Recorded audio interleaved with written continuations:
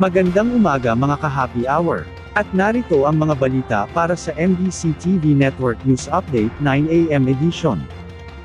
Fuel subsidy para sa mga rehistradong PUV driver, ipapamahagi ng DSWD sa mga simula sa Martes. Ating panuurin sa MBC TV Network News ni Kyle Bulyas.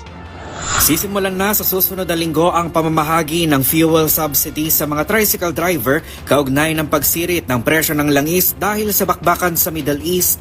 Ayon kay Social Welfare Secretary Rex Gatchalian, isasagawa ito sa 39 na payout center sa Metro Manila mula March 17 hanggang 19. Aabot sa 139,000 na mga tricycle driver ang makikinabang sa 5,000 pesos na cash subsidy sa ilalim niya ng Assistance to Individuals in Crisis Situation o AICS. Paliwanag naman sa DZRH ni Gatchalian, ang mga benepisyaryo nito ay batay sa hawak na listahan ng mga lokal na pamahalaan na kumuha ng license to operate. Ibig sabihin, hindi kasama sa mga mabibigyan ng ayuda ang mga kolorum na driver. Lahat ng local government, meron niyang ini-issue na license to operate sa mga drivers bago sila makapasada. So meron na silang database sa mga tricycle driver, yun ang ibibigay lang sa amin. Tiniyak naman ng kalihim na magiging mabilis lamang ang proseso nito at ang kailangan lamang nilang dalhin ay ang kanilang lisensya at photocopy nito.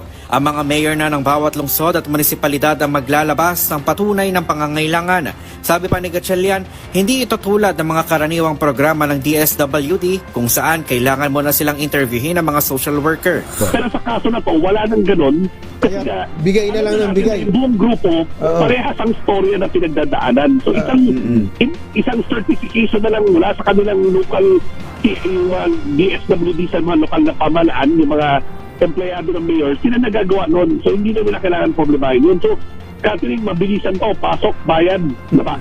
Pagkatapos ng pamamahagi ng fuel subsidy sa Metro Manila ay agad itong susundan ng pamamahagi naman sa iba pang rehiyon.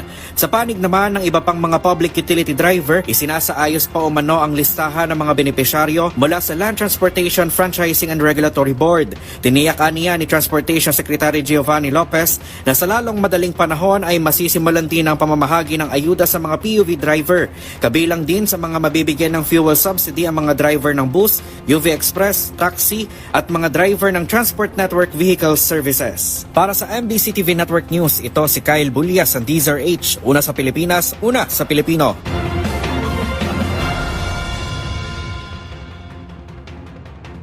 Samantala, mas maraming Pilipino, ipinaglalaban ang karapatang pantao ay hustisya para sa mga biktima ng EJK noon. Ito ay hindi lahat ng Pilipino, galit sa pagpapadala kay dating Pangulong Rodrigo Duterte sa The Hague. Pahayag ito ni Communications Undersecretary Claire Castro sa sinabi ni Vice President Sara Duterte na galit umano ang mga Pilipino sa pag-aresto sa kanyang ama, at nananatili ang galit na ito hanggat hindi na ibabalik sa Pilipinas ang dating Pangulo.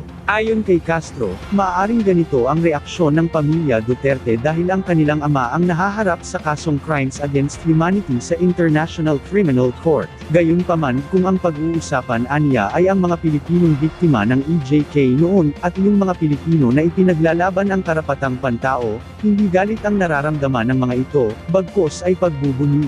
Marami aniya ang patuloy na naghahangad ng hustisya para sa mga biktima ng EJK noon, at ang pagharap ni dating Pangulong Duterte sa ICC ay hudyat ng pagsisimula ng labang ito. Lumalaban sa mga karumal-dumal na pagpatay na bunga ng EJK at war on drugs ni dating Pangulong Duterte. Hindi naman sila galit at sila'y nagpupunyagi. Sa ngayon po, masasabi natin, ang ginawa po ng gobyerno, hindi lamang po ito para isalba ang sinuman. Ito rin po ay para sa mga taong, sa mga Pilipino na siyang nag-file ng complaint. Sila mismo ang pumili na magsampa ng kaso. At yan ang mga balita para sa MBC TV Network News Update 9 AM edition. Abangan ang mga susunod na balitaan mamaya para sa 10 AM edition.